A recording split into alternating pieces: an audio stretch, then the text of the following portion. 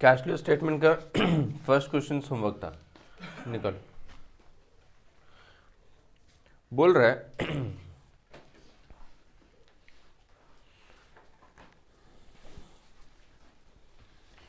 Balance sheet मेरे को दिया हुआ है 2007 का। Share holder fund, share capital दिया है, reserve, surplus, non current liability, long term boardings वगैरह वगैरह सब कुछ दिया हुआ है। एसेट्स में देखो टेंजिबल एसेट दिया हुआ है, इनटेंजिबल एसेट्स दिया हुआ है, अदर नॉन करेंट एसेट्स में लिख दिया मिसलेनियस एक्सपेंडिचर, वहाँ पे लिख लो फिक्टिशियस एसेट्स। ये जो है वो फिक्टिशियस एसेट्स है।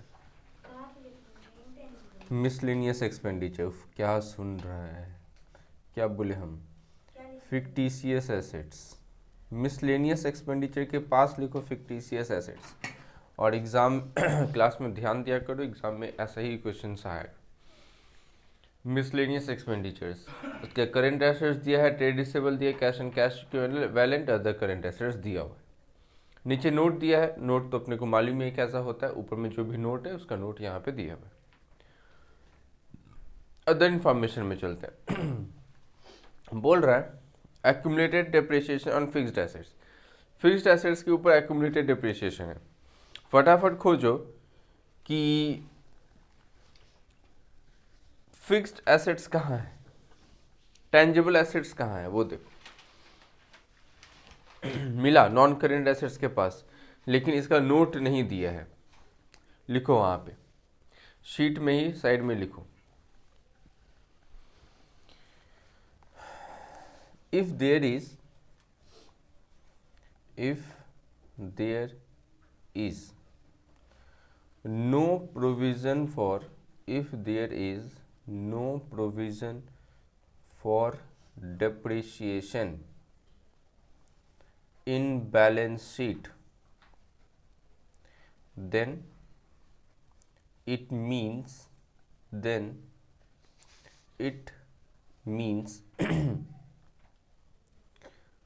figure in balance sheet, it means figure in balance sheet is WDV balance, is WDV balance।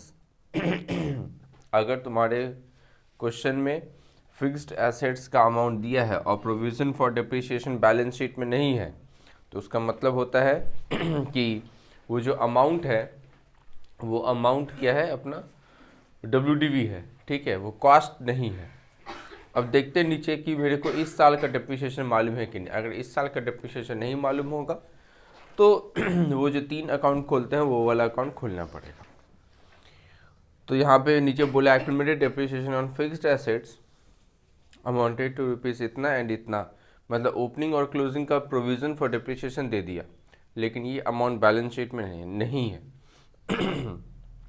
And on इतना respectively, and a plant costing 30,000, क्या बोला, 30,000 रुपये का प्लान जिसके ऊपर 25% हम लोग डिप्रिसिएशन दे चुके थे, उसको हम लोग बेच दिए। कितना हम बेचे हैं, 50,000 में, बस इतना ही बोला। लैंड ऑफ रुपीज, मतलब इस साल का डिप्रिसिएशन नहीं बोला। लैंड ऑफ रुपीज इतना एंड स्टॉक ऑफ रुपीज इतना they purchase for a consideration of rupees 2 lakh paid for in shares. Underline करो, लिखो वहाँ पे when any assets is purchased, when any assets is purchased, when any assets is purchased for non-cash consideration, for non-cash consideration, जब भी तुम कोई भी assets बिना पैसा देके खरीदेगा, जैसे इसमें शेयर्स देके खरीदा, non cash consideration, then it will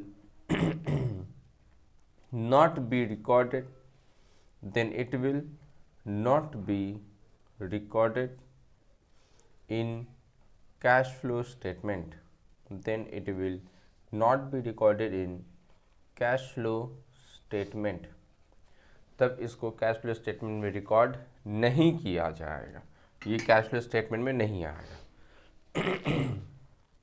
उसके बाद देखते हैं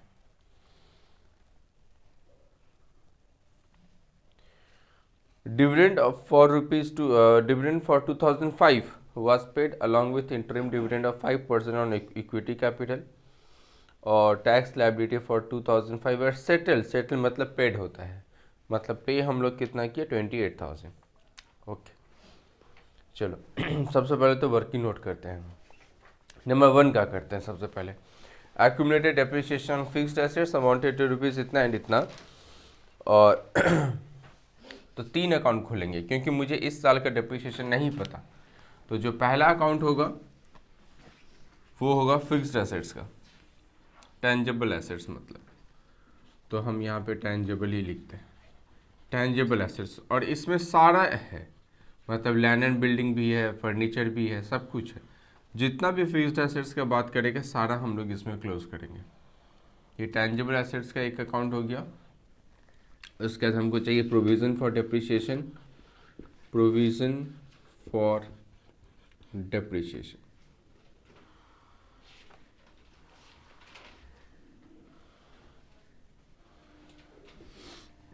और एक मशीन बेचे हैं शायद,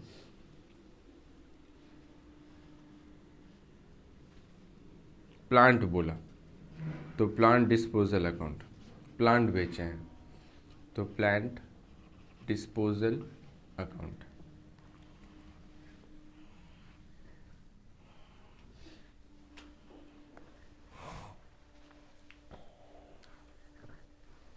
प्लांट डिस्पोजल अकाउंट पहले ये 3 अकाउंट खोलते हैं।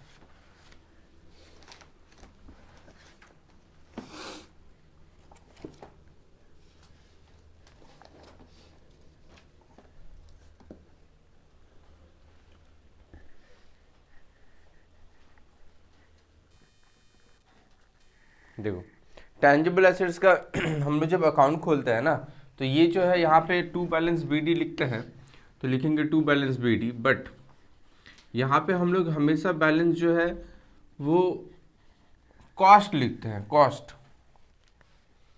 तो मुझे कॉस्ट चाहिए। अभी क्वेश्चन में देखो कि कॉस्ट कहाँ मालूम है। अगर हम तुमको देखो नोट्स में क्या लिखा है, नोट्स में हम तुमको क्या लिखा है, if there is no provision for depreciation, अगर बैलेंस शीट में प्रोविजन फॉर डेप्रिसिएशन के बारे में नहीं बोला है in balance sheet, then it means figure in balance sheet. तो इसका मतलब हुआ कि जो भी अमाउंट बैलेंस शीट में तुमको दिख रहा है वो हमेशा क्या है, WDV पे है। इसका मतलब क्या है कि मेरे को जो बैलेंस शीट में फिक्स्ड एसेट्स के पास देखो 355 दिख रहा है और 620 दिख रहा है, इसका मतलब ये कॉस्ट नहीं है, ये क्या है, WDV है, और मुझे तो यहाँ पे कॉस्ट चाहिए। हम लोग जब प्रोविजन फॉर डेप्रिसिएशन मेंटेन होता है तो यहाँ पे कॉस्ट लिखा जाता है, यहाँ पे कॉस्ट और यहाँ पे डेप्रिसिएशन लिखा जाता है। तो हम लोगों को कॉस्ट चाहिए। देखो तुम लोग को मालूम है कि अगर तुम मशीन जितना में भी खरीदता है, ठीक है, कॉस्ट जितना भी होता है उसमें से माइनस करता है डेप्रिसिएशन हर एक साल, तब क्या आता है, WDV आता है ना। ये बात तो तुम्हें मालूम है। यानी कि अगर मेरा क्वेश्चन में ये नहीं दिया हुआ है, कॉस्ट नहीं दिया हुआ है, तो और WDV दे दिया है और डेप्रिसिएशन दे दिया है, तो इन दोनों को अगर मैं प्लस कर दूं तो क्या मुझे कॉस्ट नहीं आ जाएगा, आ जाएगा।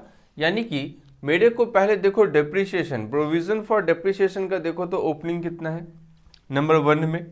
नंबर 1 देखो accumulated depreciation on fixed assets amounting to rupees 1,60,000 and 1,85,000 on इतना एंड इतना, तो ओपनिंग कितना हुआ 1,60,000। और तुम्हारे क्वेश्चन में जो भी फिगर दिया हुआ है उसमें देखो 3 जीरो कॉमन है, बैलेंस शीट के एकदम ऊपर में देखो 3 जीरो है ना, यानी बैलेंस शीट में जो भी लिखा हुआ है या फिर जो भी फिगर्स है बैलेंस शीट और नोट्स का, वो सारे के सारे में 3 जीरो कॉमन है। दैट मीन्स, लेकिन देखो नीचे जो अदर इंफॉर्मेशन है उसमें 3 जीरो कॉमन नहीं है। तो हम जब सम्स बनाएंगे तो इस बात को याद रखेंगे कि 3 जीरो कॉमन ले लेते हैं, हम भी 3 जीरो कॉमन ले लेंगे, सब में से 3 जीरो कॉमन लेके लिखेंगे। जैसे ओपनिंग क्या बोला 1,60,000 बोला, तो 3 जीरो हटा दो, 160। वैसे क्लोजिंग कितना बोला 185,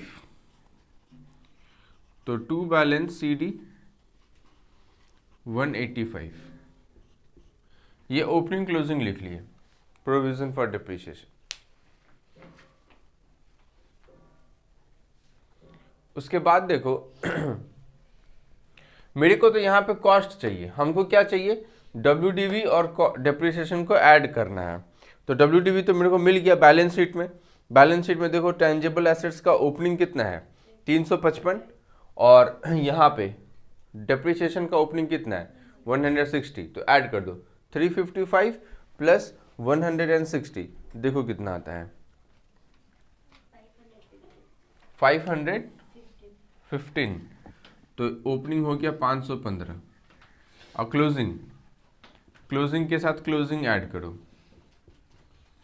क्लोजिंग था तुम्हारा 620, तो 620 प्लस 185, 805।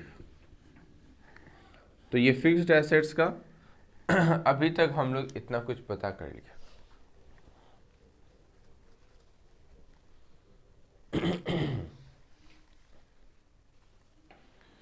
उसके बाद देखो नोट में तुम कितना रुपया का मशीन सेल कर रहा है, एंड अ प्लांट कॉस्टिंग 30,000। अब याद करो वो तीन मेथड वाला प्लांट कॉस्टिंग 30,000। बोलो पहला जनरल एंट्री क्या था, 30,000 रुपये का हमने प्लांट बेच रहे हैं, पहला जनरल एंट्री क्या था बताओ, पहला जनरल एंट्री क्या था कि पेज वेज जाओ पलटो, पढ़ना लिखना तो है नहीं, ये पता चलेगा एग्जाम होगा तो बहुत अच्छे से पता चलेगा।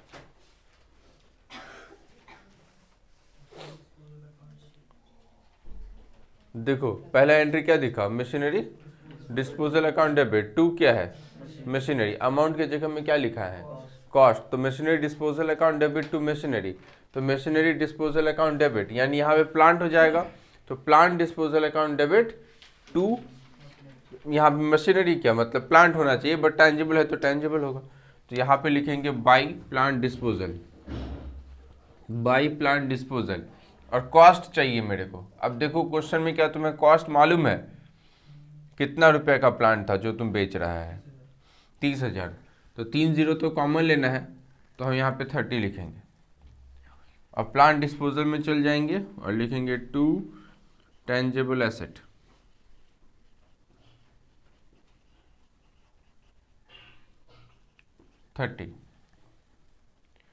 To tangible asset 30।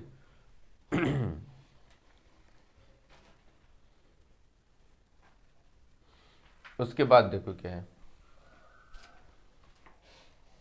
इस प्लांट के ऊपर डेप्रिसिएशन कितना प्रोवाइड किया गया था 25%, तो 30,000 का 25% निकालो 30,000 का 25% 7,500, तो इतना डेप्रिसिएशन। देखो जाओ दूसरा जनरल एंट्री देखो क्या लिखाए थे, दूसरा जनरल एंट्री देखो क्या लिखाए थे, provision for depreciation account debit to machinery disposal, तो प्रोविजन फॉर डेप्रिसिएशन में टू प्लांट डिस्पोजल 7,500, एकदम नहीं पढ़ रहा है तुम लोग, 30,000 का 25%। अब मेरे को कॉपी चेक करना स्टार्ट करना पड़ेगा, by provision for depreciation 7,500 oh sorry 30 तो कॉमन लेना है, मतलब कितना लिखेंगे हम लोग 30 मतलब 7.5 हो जाएगा ना, 7.5 आ रहा है, 30 कॉमन लेके लिखना है 7.5।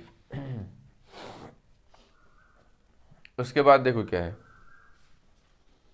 वाज सोल्ड फॉर 50,000, देखो तीसरा जनरल एंट्री क्या लिखाए थे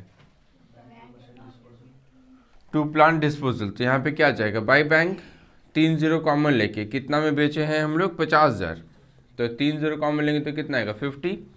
अब यहाँ से बैलेंस एंड फिगर देखो पहले कि किस साइड आता है, टू साइड में आ रहा है, इसका मतलब प्रॉफिट हुआ, कितना का प्रॉफिट हो गया है 27.5। यहाँ से जो बैलेंस एंड फिगर आएगा वो पता चलेगा तुम्हें डेप्रिसिएशन, कि डेप्रिसिएशन कितना का आया, तो बाय डेप्रिसिएशन देखो कितना आता है, बैलेंस एंड फिगर 32.5, 32.5 और यहाँ पे जो बैलेंस इन फिगर आया है वो पता चलेगा परचेज। लेकिन मेरा क्वेश्चन ना परचेज के बारे में कुछ तो बोला है। पहले देखो तो कितना का क्या परचेज किए हो। लैंड परचेज किए हो, क्या लिखो, देखो लिखा है land of ₹1,50,000 and stock of rupees इतना। तो स्टॉक तो मेरा फिक्स्ड एसेट्स नहीं है, उसको छोड़ दो, लैंड का बात करते हैं। लैंड हम लोग खरीदे हैं, कितना रुपया में लैंड खरीदते हैं? 1,50,000 में। लेकिन ये जो है वो पेमेंट हम पैसा नहीं दिए थे, क्या दिए थे? शेयर्स दिए थे। तो शेयर्स दिए थे, इसका मतलब क्या होगा? लैंड अकाउंट डेबिट यानी tangible assets account debit to equity share capital.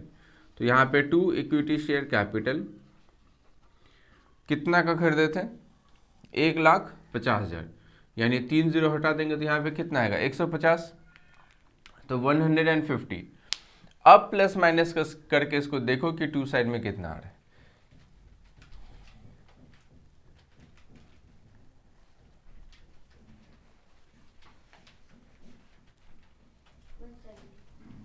$170, तो टू बैंक 170। अब देखो ये जो अमाउंट आया, इस अमाउंट का मतलब क्या हो गया कि तुम इस साल 1,70,000 का परचेज किया है टेंजिबल एसेट्स, बट इसके लिए तुमने पेमेंट किया है, पैसा दिया है इसके लिए, ठीक है। तो ये हो गया 170 का मतलब। तो ये तो टेंजिबल एसेट्स हो गया। ये इस क्वेश्चन में हमको यहाँ से डिप्रिसिएशन का पता चल गया, यहाँ से प्रॉफिट ऑन सेल ऑफ जो भी था एसेट्स पता चल गया, ठीक है। ये एडजस्टमेंट नंबर 1 हम लोग सारा वर्क नोट कर लिया। एडजस्टमेंट नंबर 2 देखो, लैंड का तो काम कर लिए। स्टॉक, जब भी तुमको दिखेगा कि स्टॉक तुम खरीद रहा है बिना पैसा दिए, शेयर्स दिए, बैलेंस शीट में जाओ, बैलेंस शीट में जाओ, बैलेंस शीट में देखो स्टॉक दिख रहा है, इन्वेंट्री, वहां पे क्लोजिंग इन्वेंट्री कितना है? 70 है, तो उसमें से वहां पे पेंसिल से -40 कर दो। यानी कि जब हम चेंज इन वर्किंग कैपिटल करेंगे ना, तो हम 70 को 30 मान लेंगे, क्योंकि 40 का जो है वो हम लोग खरीदे ही नहीं है। 40 का इन्वेंट्री हम लोग इक्विटी शेयर से खरीदे हैं, जिसके लिए मेरे हाथ से पैसा नहीं निकला होगा। इसलिए 70 के सामने एक माइनस का साइन दे दो, -40 इज इक्वल टू 30। जब हम चेंज इन वर्किंग कैपिटल निकालेंगे तब ये मुझे बहुत ही हेल्प करेगा। उसके बाद ये तो हो गया नंबर 1, नंबर 2 और number 3। Dividend for 2005 was paid along with an interim dividend of 5%। चलो एक proposed dividend account खोलो, proposed dividend account।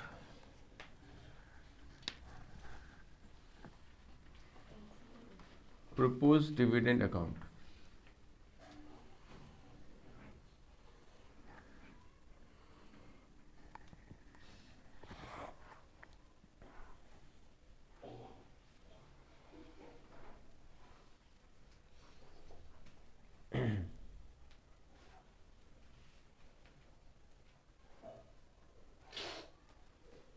Propose dividend का बाय बैलेंस बीडी। देखो अपना क्वेश्चन में खोजो कि प्रपोज डिविडेंड कहाँ है और उसका ओपनिंग कितना है। ओपनिंग देखो फटाफट, 30 और क्लोजिंग कितना है? 60। तो बाय बैलेंस बीडी ये हो गया 30 और टू बैलेंस सीडी ये हो गया 60। अब लाइन पढ़ते हैं कि क्या बोला है। Dividend for 2005 was paid along को अंडरलाइन करो, अलोंग विथ अंडरलाइन करो, लिखो इट मीन्स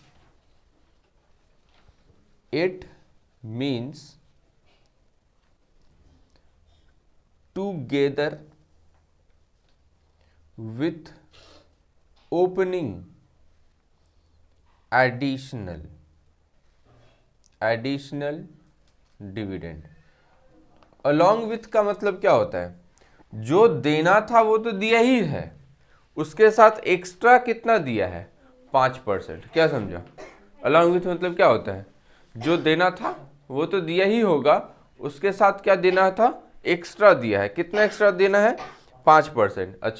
अच्छा देखो तो यहाँ पे ओपनिंग कितना है, 30 और क्लोजिंग कितना है, 60। तो देना कितना था, 30। ओपनिंग पे होता है और क्लोजिंग पीएल में जाता है। ध्यान दे, खत्म हो जाएगा पूरा।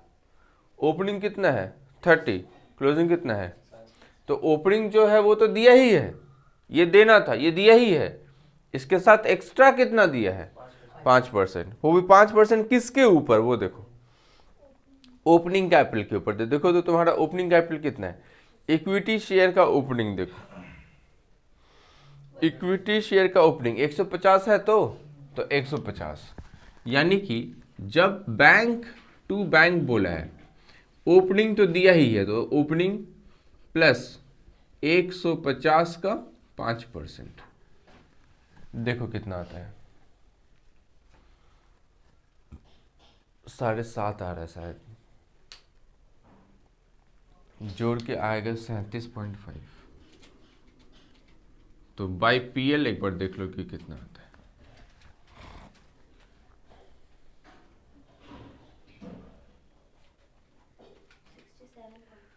67.5।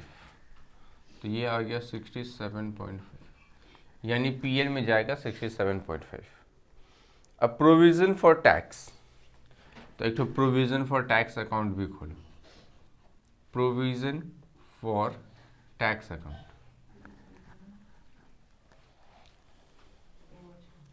प्रोविजन फॉर टैक्स,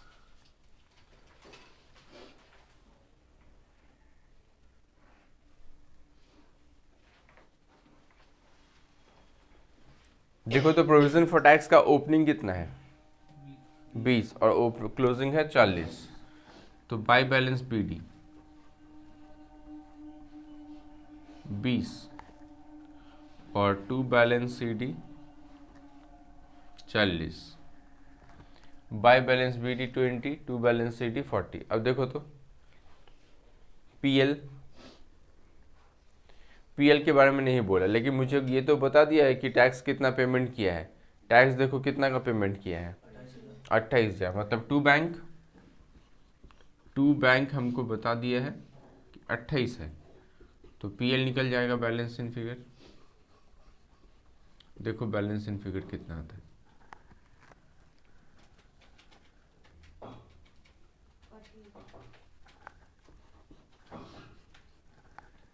तो ये प्रोविजन फॉर टैक्स भी हो गया। तो फिलहाल में ऐसा लग रहा है कि जितना वर्किंग नोट चाहिए हम लोग बना चुके हैं।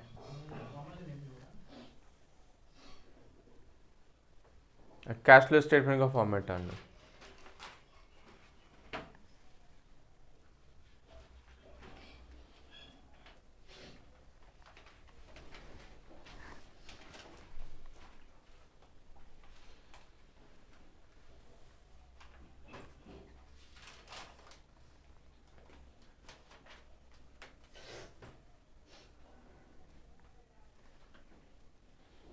फटाफट कैश फ्लो स्टेटमेंट का फॉर्मेट डालो।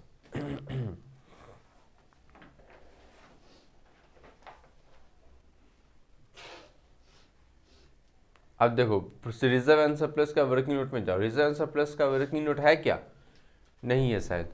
रिजर्व एंड सरप्लस का देखो वर्किंग नोट है नहीं, तो इसका मतलब लाइबिलिटी साइड में देखो रिजर्व एंड सरप्लस बोल के है, हाँ, तो वहाँ पे जो भी रिजर्व एंड सरप्लस है वही मेरा पीएल है। तो ओपनिंग कितना है 40 और क्लोजिंग कितना है 50, तो कितना का डिफरेंस है 10। तो लिखो profit after tax 10,000, profit after tax 10,000, सिर्फ 10 लिखेंगे, प्रॉफिट आफ्टर टैक्स 10। इसमें ऐड क्या होगा, जनरल रिजर्व, लेकिन जनरल रिजर्व के बारे में भी मेरे हिसाब से बोला नहीं है, तो इसमें ऐड क्या होगा फिर, provision for tax. Provision for tax देखो पीएल में कितना आया था 48, provision for tax 48, propose dividend 67 point, propose dividend 67.5, इन तीनों को ऐड करके देखो पीबीटी कितना आ रहा है, 125.5। तो प्रॉफिट बिफोर टैक्स हो जाएगा 125.5। प्रॉफिट बिफोर टैक्स हो गया 125.5। प्रॉफिट बिफोर टैक्स है 125.5। उसके बाद देखो क्या है, डेप्रिसिएशन। देखो तो इस साल का डेप्रिसिएशन कितना है, फटाफट देखो। इस साल का डेप्रिसिएशन ऐड करो, ऐड 30 डेप्रिसिएशन 32.5, ऐड डेप्रिसिएशन 32.5। उसके बाद देखो profit on sale of plant था, कितना का प्रॉफिट था,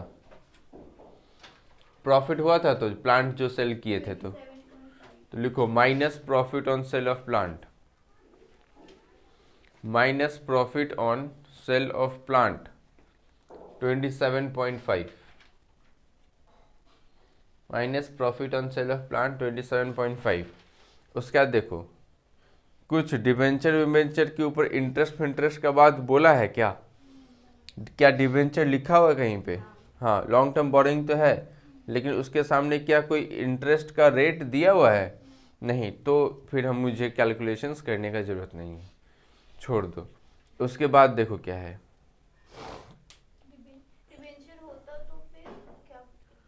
इंटरेस्ट कैलकुलेट करते अगर इंटरेस्ट रेट रहता तो।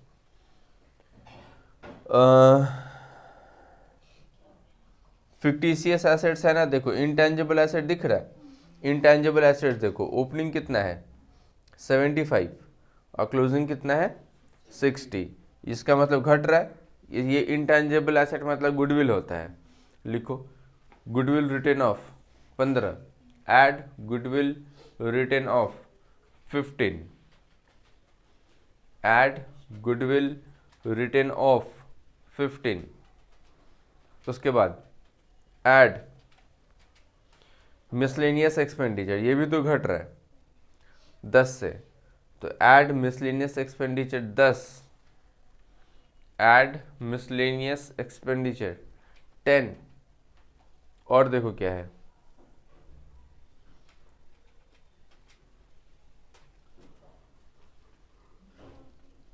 देखो प्लस माइनस करके कितना आता है यहाँ तक देखो प्लस माइनस करके कितना आता है, जो भी आ रहा है उसके सामने लिखना है cash flow from operating activity before change in working capital, cash flow from operating activity before change in working capital.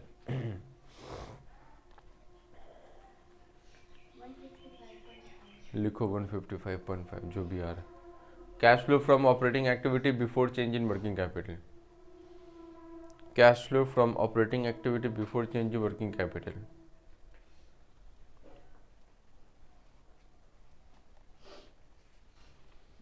Cash flow from operating activity before change in working capital, heading बना change in working capital. इसको silent करना, क्या करता है तो, change in working capital, heading बना change in working capital,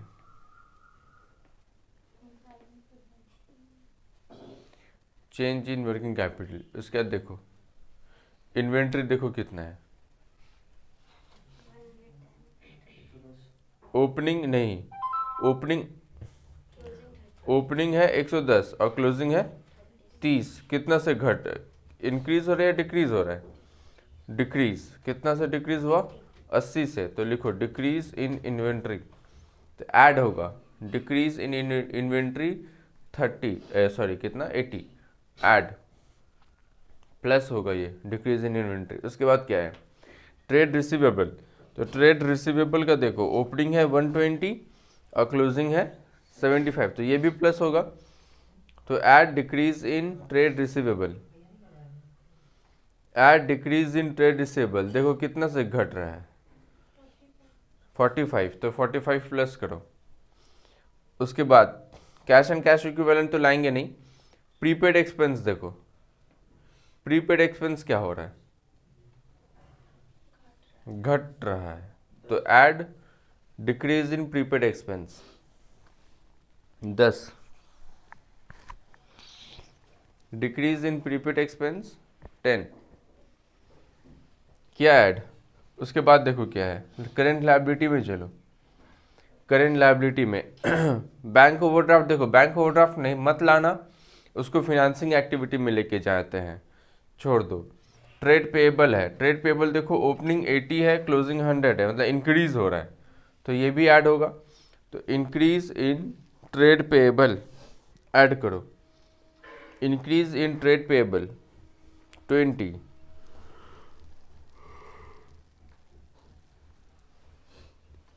increase in trade payable 20। उसके बाद क्या है, और तो कुछ नहीं है। देखो प्लस माइनस करके कितना आता है, 310.5, तो लिखो 310.5।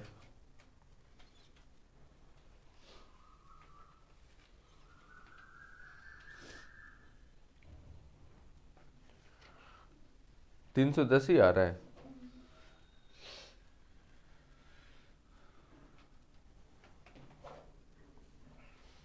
$310.5, उसमें से माइनस, इसको सामने लिखो cash flow from operating activity before tax.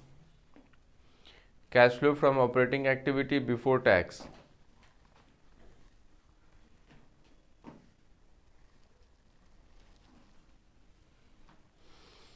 Cash flow from operating activity before tax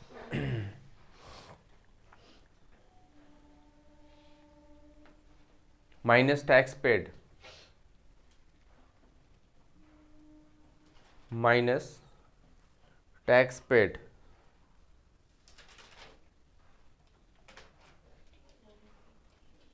minus tax paid करो तो 28 ही था ना, कितनी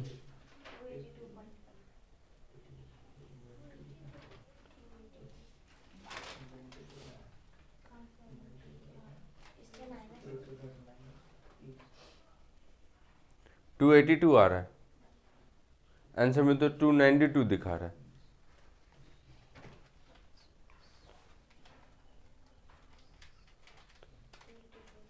कितना 282, लिखो 282.5, बाहर में निकाल दो। Net cash flow from operating activity 282.5, net cash flow from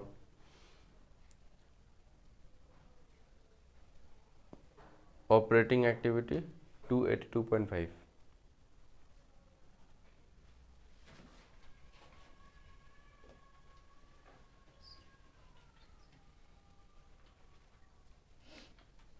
ठीक है, उसके बाद चलो हेडिंग बनाओ, investing activity. Investing activity,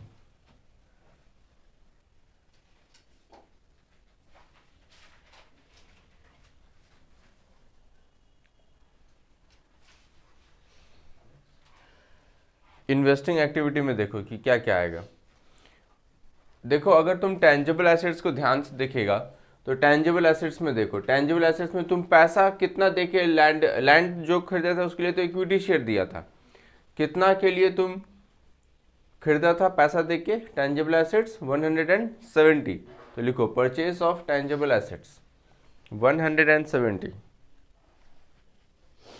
purchase of tangible assets 170,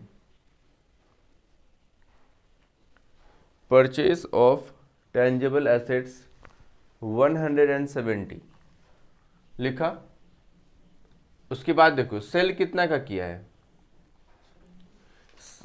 50, तो लिखो sale of plant, sale of plant 50 plus में सेल ऑफ प्लांट 50,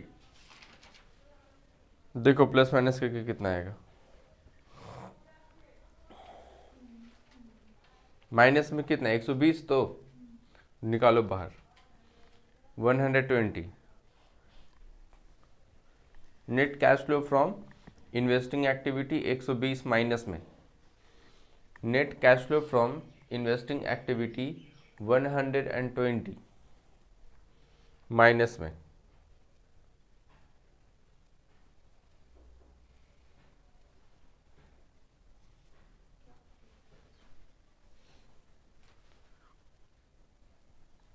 उसके बाद हेडिंग बनो फाइनेंसिंग एक्टिविटी।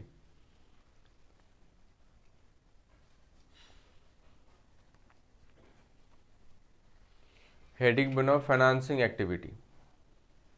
फाइनेंसिंग एक्टिविटी में देखो इक्विटी शेयर्स, देखो तो ओपनिंग इक्विटी शेयर्स कितना का था 150 का। ओपनिंग इक्विटी शेयर्स 150 का है और क्लोजिंग इक्विटी शेयर्स 350 का है। मेरा बात ध्यान से सुनेगा। ओपनिंग इक्विटी शेयर 150 का है, क्लोजिंग इक्विटी शेयर 350 का है। इसका मतलब तुम कितना रुपया का इक्विटी शेयर्स इशू किया है 200 रुपये का। लेकिन याद करो 200 रुपये का शेयर्स इशू तो किया है, लेकिन इसमें से 150 शेयर्स किसके लिए इशू किया था, जमीन खरीदने के लिए, लैंड खरीदने के लिए। तो 150 इक्विटी शेयर्स के लिए तुम्हारे पास पैसा तो नहीं आया होगा, इतना कंफर्म है। और 40 इक्विटी शेयर्स किसके लिए इशू किया था, स्टॉक के लिए, यानी इसके लिए भी तुम्हारे पास पैसा नहीं आया होगा। तो 200 में से कितना के लिए पैसा नहीं आ रहा है 190, तो बचा कितना, सिर्फ 10, यानी 10 ही आएगा इक्विटी शेयर्स में। तो लिखो issue of equity shares 10, equity issue of equity share 10, issue of equity share 10, issue of equity share 10। उसके बाद देखो इक्विटी शेयर्स का प्रेफरेंस शेयर्स दिख रहा है। प्रेफरेंस शेयर्स का ओपनिंग कितना है 100 और क्लोजिंग कितना है 150, तो 50 का इशू हो रहा है। लिखो issue of preference shares, issue of preference shares 50,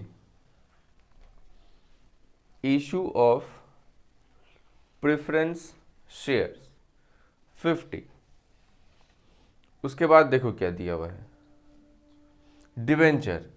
तो डिवेंचर का ओपनिंग देखो 150 है और क्लोजिंग 100, मतलब रिडीम हो रहा है। तो रिडेम्पशन ऑफ डिवेंचर, लिखो रिडेम्पशन ऑफ डिवेंचर 50 माइनस में, रिडेम्पशन ऑफ डिवेंचर 50 माइनस में। उसके बाद देखो क्या है रिडेम्पशन ऑफ डिवेंचर 50 माइनस में लिखा, उसका लॉन्ग टर्म लोन है।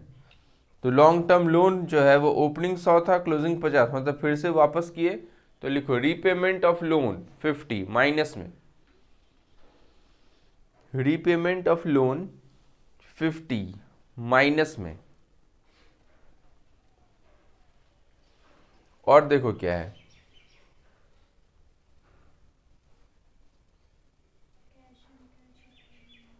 कैश एंड कैश इक्विवेलेंट तो नहीं आएगा, वो तो ओपनिंग है।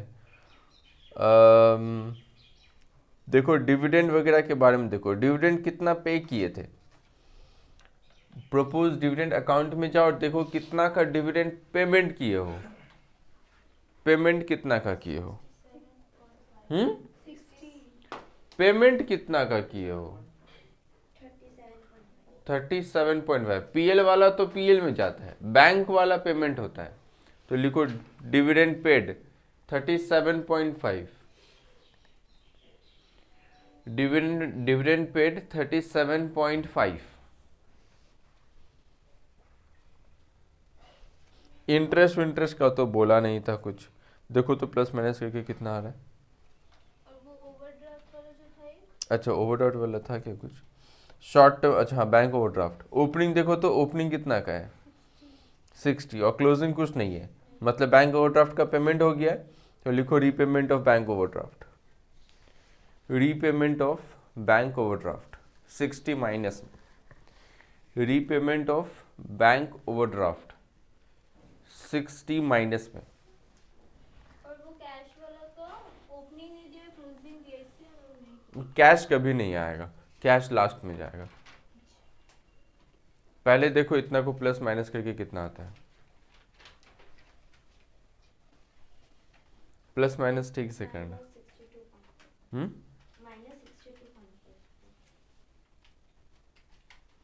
-62.5 पक्का। तो बाहर निकालो -62.5, 62.5 माइनस में लिखो net cash flow from financing activity, net cash flow from financing activity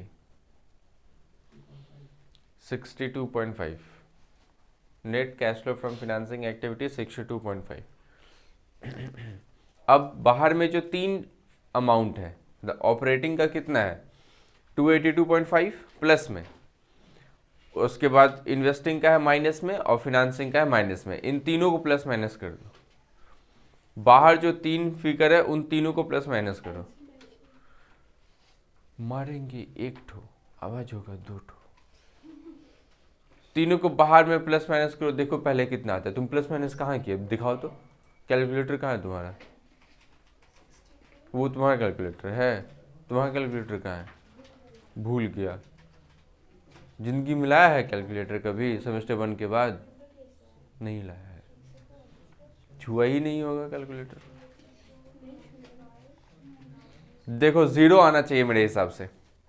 282.5 क्या था, प्लस में था, उसके बाद 120 माइनस में है, और लास्ट वाला तुम लोग बोला 62.5, तो वो भी तो माइनस में है, जीरो आ रहा है तो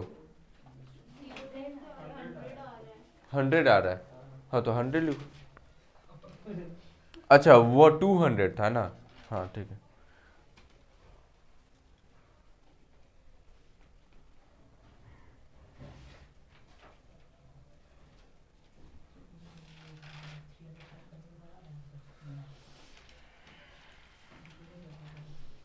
हंड्रेड आ रहा है,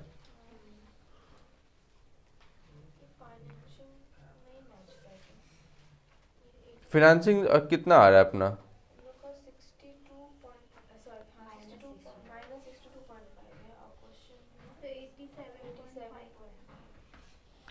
वो तो ठीक है, वो तो वो ऑपरेटिंग भी तो मैच नहीं किया था ना। कैलकुलेटर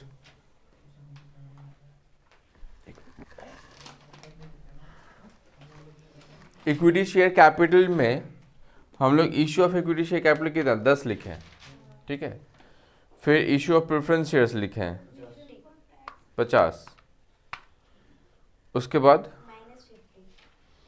डिबेंचर का, उसके बाद रीपेमेंट ऑफ लोन 50, उसके बाद 37.5 माइनस में, 37.5 तो पेमेंट किया तो माइनस में होगा, तो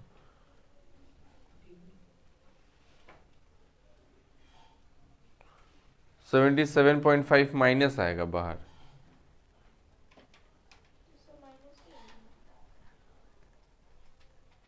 पेमेंट कर रहा है तो माइनस ही तो होगा, प्लस कहाँ से होगा? मेरा तो 77.5 आ रहा है माइनस में।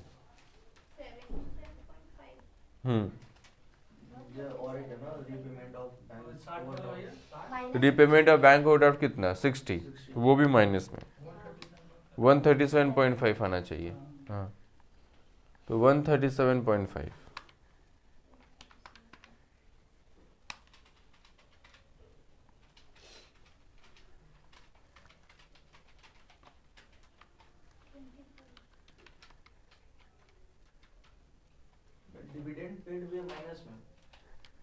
डिविडेंड पेड माइनस में, जिस जिसके लिए पैसा जा रहा है सब माइनस में होगा।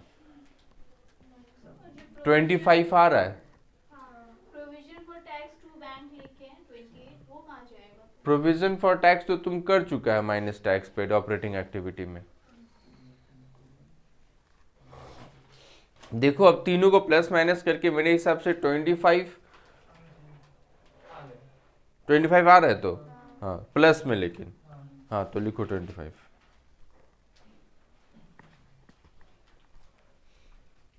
लिखा 25, और 25 के सामने लिखो net cash flow during the year, net cash flow during the year. 25 के सामने लिखो net cash flow during the year, हाँ सिर्फ 25 आएगा। Net cash flow during the year plus में आएगा, net cash flow during the year लिखा। अब उसमें ऐड करो, add opening cash and cash equivalent, add opening cash and cash equivalent, add opening cash and cash equivalent। Opening cash cash equivalent देखो कितना है, opening cash तुम्हारा कितना दिख रहा है, नील। ओपनिंग कैश कितना दिख रहा है, 0, तो ऐड करो नील, तो इसका मतलब क्लोजिंग कितना आएगा, 25। तो लिखो ऐड करके फिर से 25। अब 25 के सामने लिखो closing cash and cash equivalent. 25 के सामने लिखो closing cash and cash equivalent, closing cash and cash equivalent, closing cash and cash equivalent 25। अब देखो क्वेश्चन में क्लोजिंग कैश है कि नहीं 25। अब तुम सोच सकते हैं कि तुम्हारा जो सम्स बना है वो सही है। अगर अभी तक कहाँ था जब बोल रहे थे, तो ओपनिंग कैश ऐड करने के बाद अगर क्लोजिंग कैश क्वेश्चन में से टैली हो जाए तो तुम समझ सकता है कि तुम जो क्वेश्चन किया है वो 95% तक सही है। बाकी 5% का मतलब ये है कि हो सकता है तुम गलती से कोई एक्टिविटी का चीज़ किसी और एक्टिविटी में लिख दिया होगा, तो उससे आंसर तो टैली हो जाएगा लेकिन कॉन्सेप्चुअली गलत हो जाएगा। ठीक है, तो ये 2007 हम कर दिए। तुम्हारा होमवर्क क्या रहेगा, तुम्हारा होमवर्क सिर्फ ये है कि तुम जो है ये 2007 का क्वेश्चंस एक बार फिर से कर लेना। 2007 का क्वेश्चंस एक बार वापस से घर जाके करना, और नेक्स्ट क्लास में हम तुम्हारा कॉपी जो है वो चेक करेंगे ये 2007 का क्वेश्चन। ठीक है, तो और नेक्स्ट क्लास में एक बात बता दे रहा है, जो लोग कैलकुलेटर लेके नहीं आ रहा है वो लोग कैलकुलेटर लेके आएगा, फ़ोन जो है वो अंदर ही रहेगा, और फ़ोन जो है वो साइलेंट में रहेगा।